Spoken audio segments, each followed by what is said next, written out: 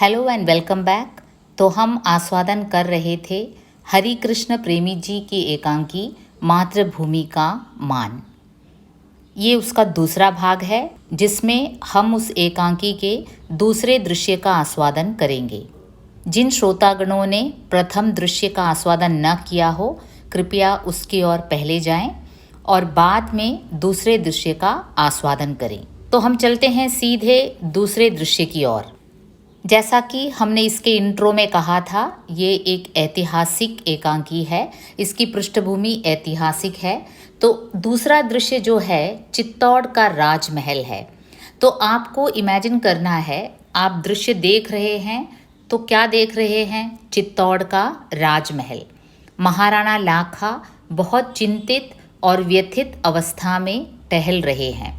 तो हमने देखा महाराणा लाखा जो है, जो मेवाड़ के राजा थे, जो चाहते थे कि छोटे छोटे जो राजवंश हैं उनके साथ एक साथ जुड़ जाए ताकि ये खुद एक बड़ी शक्ति बन जाए, ताकि जब विदेशी आक्रमण हो तो उनका सामना ये ठीक तरह से कर पाएं। और इसी लक्ष्य को मन में रखकर महाराणा लाखा ने अपने कुशल सेनापति अभय सिंह को भेजा था। कहाँ भेजा था? राव हेमू के दरबार में। लेकिन राव हेमू ने एकदम से इनकार कर दिया कि वो किसी भी हालत में इनकी दासता स्वीकार नहीं करेंगे। तो महाराणा लाखा काफ़ी चिंतित हो जाते हैं और इसी चिंतित और व्यथित अवस्था में वे टहल रहे थे अपने दरबार में। तो वो कहते हैं, मेवाड़ के गौरवपूर्ण इतिहास में मैंने कलंक का टीका लगाया है। इस बार मुट्ठी भर हाड़ाओं ने हम लोगों को जिस प्रकार पराजित और विफल किया, उसमें मेवाड़ के आत्मगौरव को कितनी ठेस पहुंची है, यह मेरा हृदय जानता है। अब देखिए, इसकी जो बैकग्राउंड जो है कि एक लड़ाई में मुट्ठी भर हाड़ाओं ने इनको पराजित किया था। इसकी ऐतिहासिक कथा क्या है कि मुट्ठी भर हाड़ाओं ने मेवाड़ के लोगों को पराजित किया था, मेवाड़ के सेना को। तो एक बार क्या है, महाराणा लाखा का जो सैन्य है वो एक बार हाड़ाओं से यानी राव हेमू के सैनिकों से पराजित हो चुका था। अब ये जो पराजय है लाखा को काफ़ी परेशान कर देती है, क्योंकि लाखा जो चित्तौड़ का राजा था, जो मेवाड़ का राजा था, वो काफ़ी शक्तिशाली था। राव हेमू के साथ जब कंपेयर करते हैं तो महाराणा लाखा काफ़ी शक्तिशाली था, लेकिन फिर भी हार गए। तो वो क्या है, उनको काफ़ी ठेस पहुंचा। वे कहते हैं, मैंने मेवाड़ के गौरवपूर्ण इतिहास में कलंक का टीका लगाया है। कलंक बन गया है भाई, छोटा सा राज्य हमें हरा दे तो नेचुरली दुख होता ही है।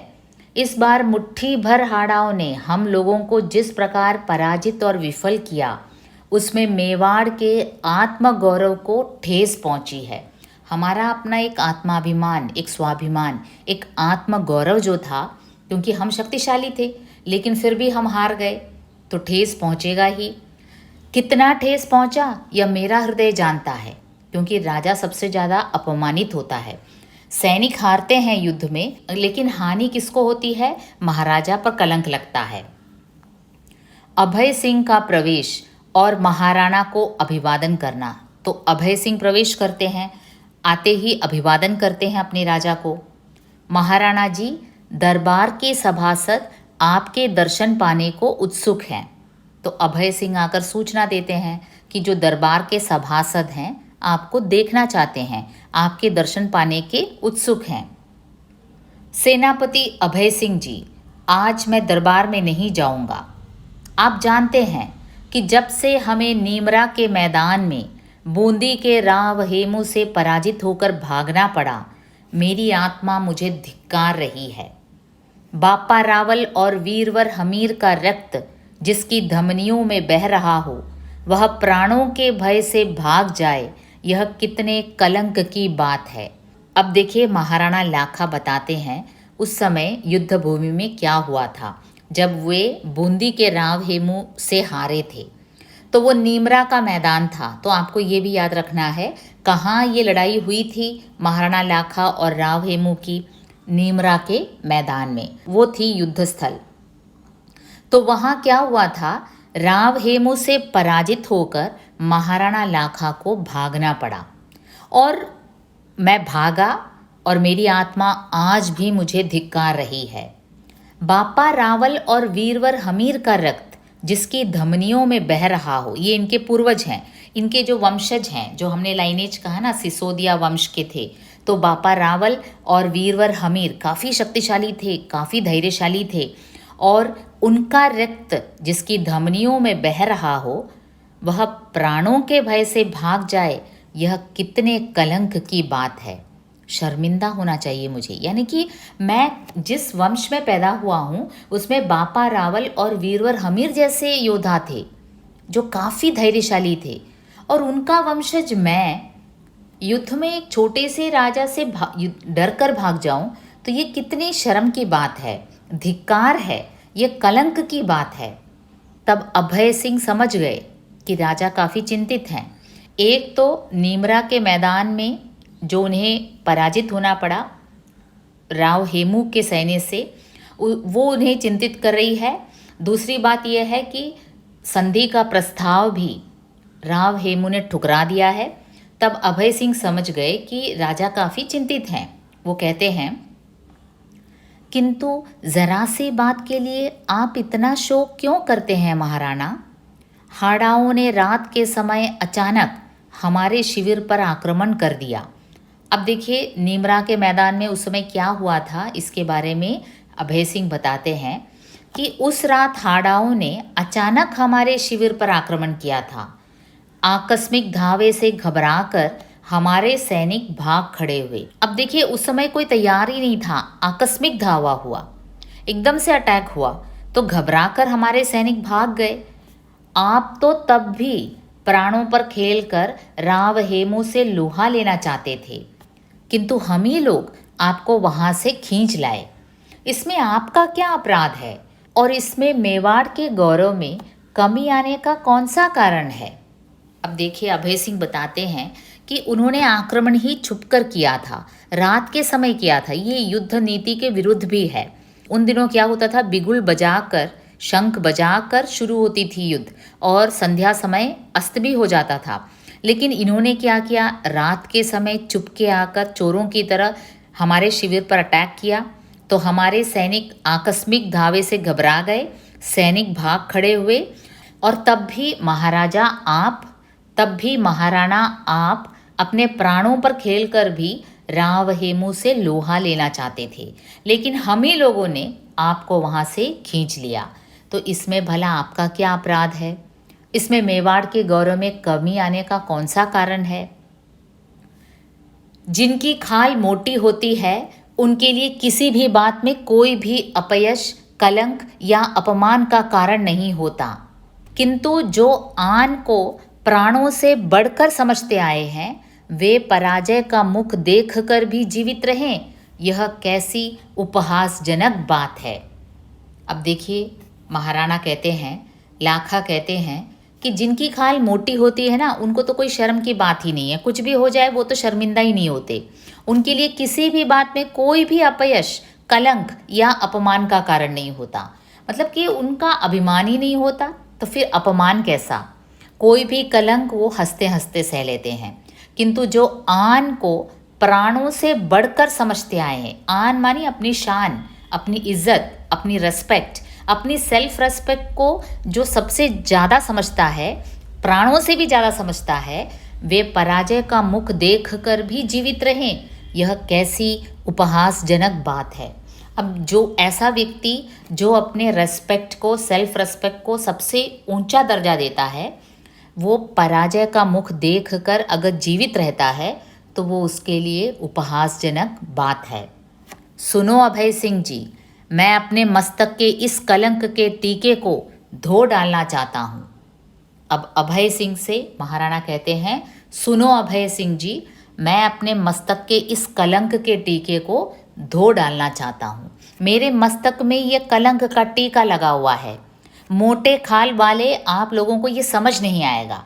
मैं अपने आन बान को अपने प्राणों से बढ़कर समझता हूँ, तो इसीलिए मैं पराजय हुआ राव हेमू से, और अगर मैं पराजय होकर अब भी जीवित हूँ तो ये मेरे लिए उपहासजनक बात है और मैं ये कलंक का टीका मिटाना चाहता हूँ।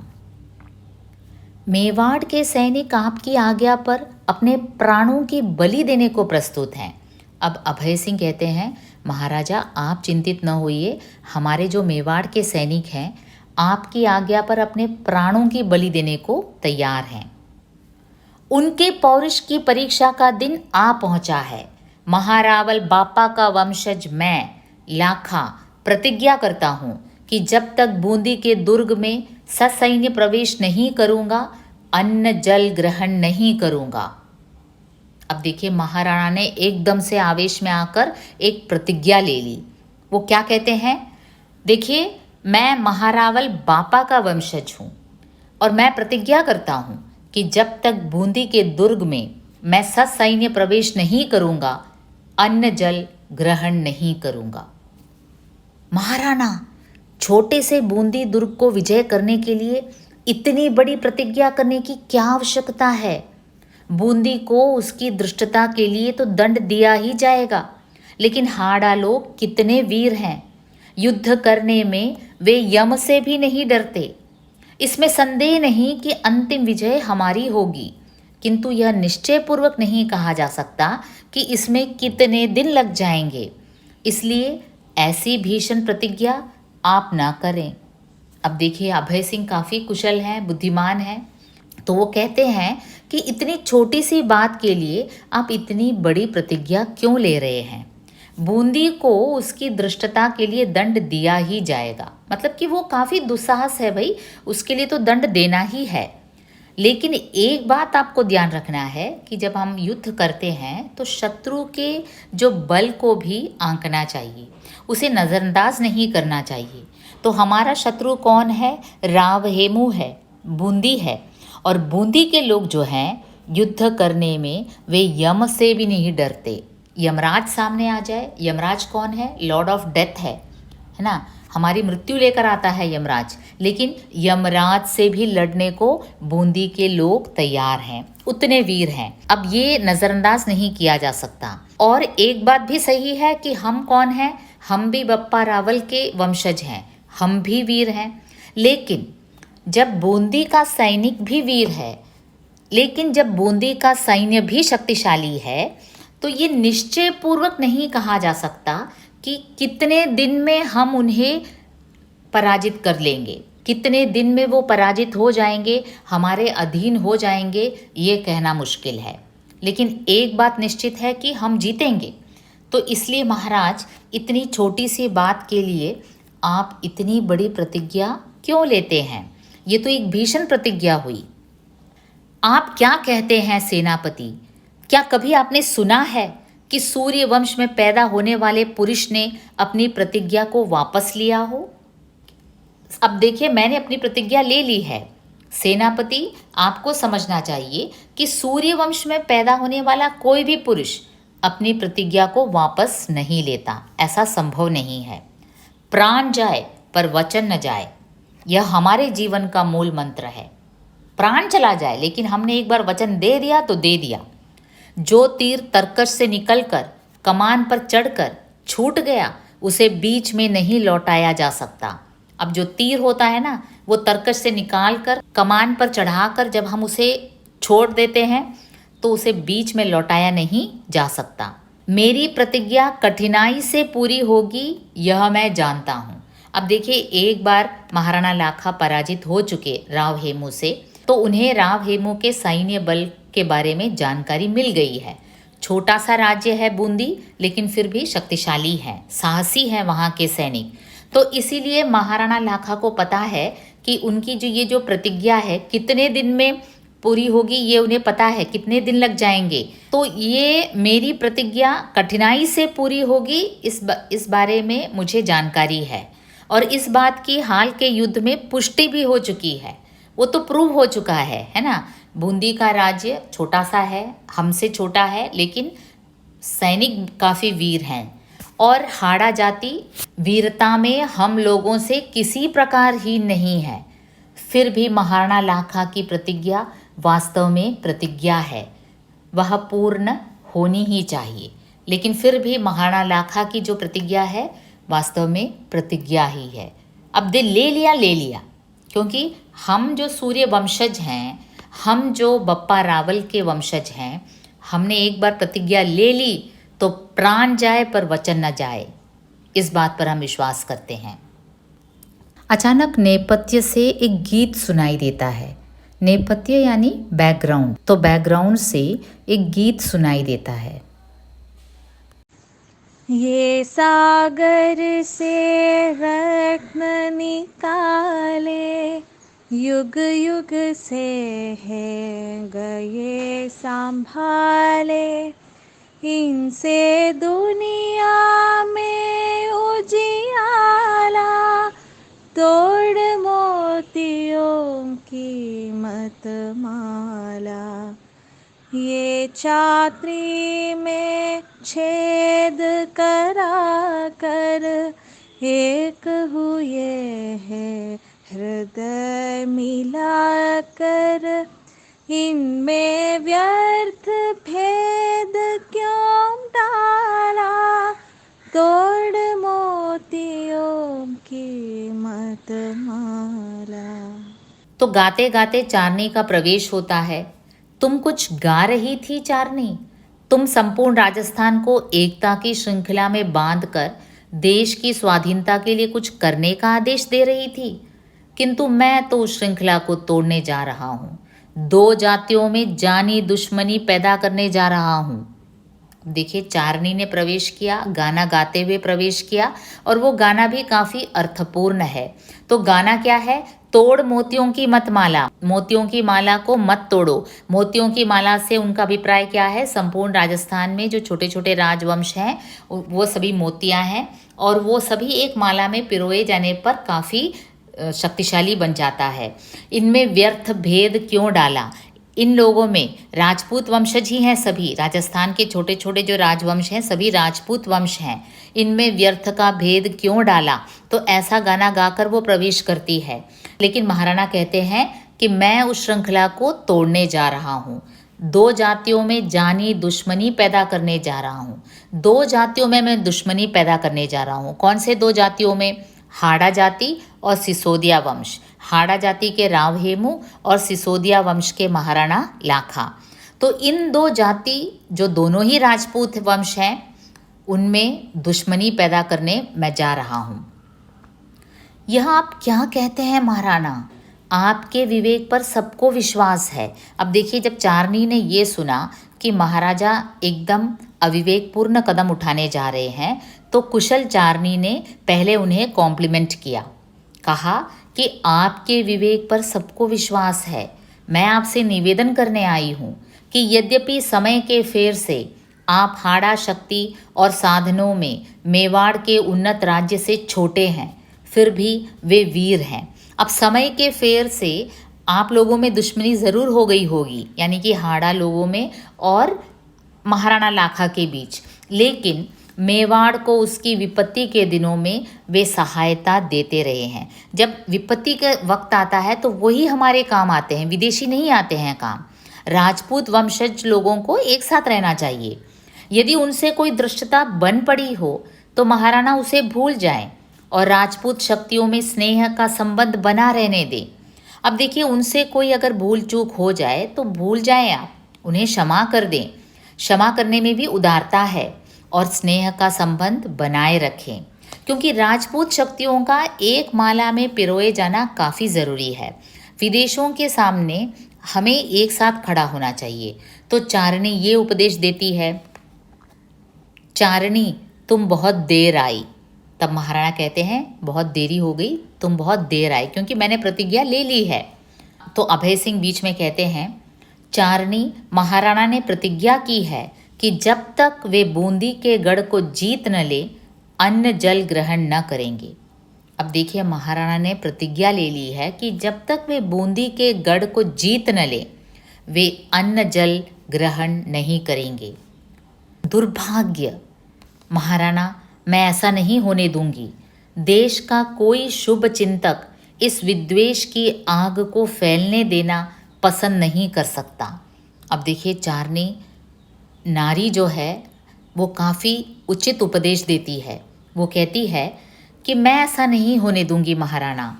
वैसे मैं ही नहीं, देश का कोई भी शुभ चिंतक, कोई भी वेल विशर ऐसा नहीं चाहेगा कि राजपूत वंशजों में ही विद्वेष की आग फैले। किंतु महाराणा की प्रतिज्ञा तो पूरी होनी ही चाहिए। तो अभय सिंह कहते हैं भाई इन्होंने प्रतिज्ञा ले ली है। सूर्य वंशज जो एक बार प्रतिज्ञा ले लेते हैं उससे पीछे नहीं हटते।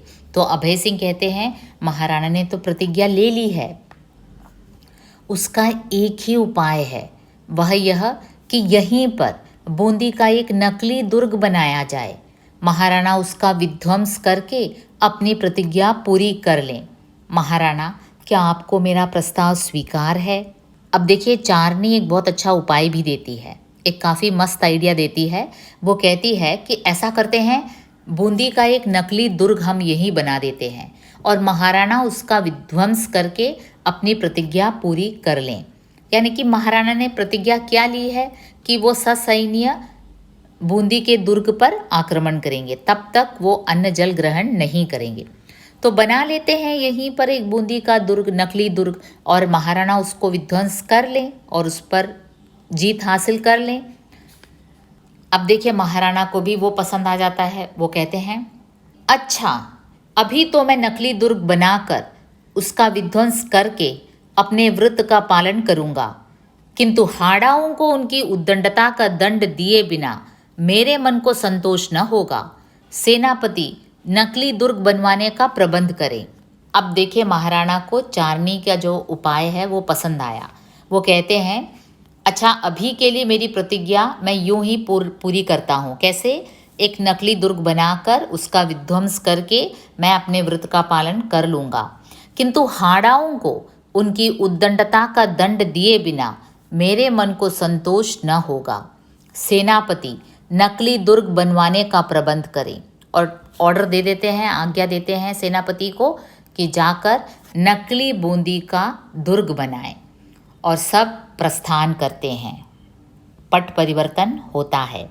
तो अगले एपिसोड में हम इसके तीसरे दृश्य का आस्वादन करेंगे और शीघ्र ही इसका मलयालम वर्जन भी अपलोड किया जाएगा। जुड़े रहिए, मस्त रहिए।